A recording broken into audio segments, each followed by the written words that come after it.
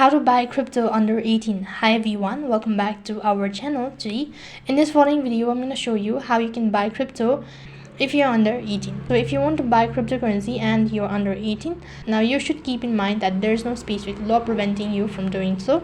However, most cryptocurrency exchanges require the users to be 18 or older to buy and sell Bitcoin or cryptocurrency. The main reason for verifying crypto app is to verify your age.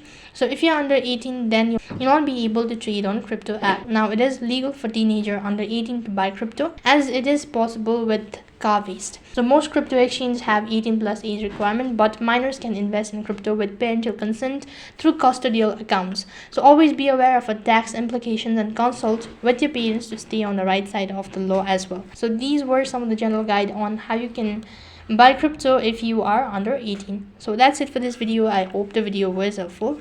Make sure to like, share and subscribe to our channel. Thank you for watching. See you in the next video.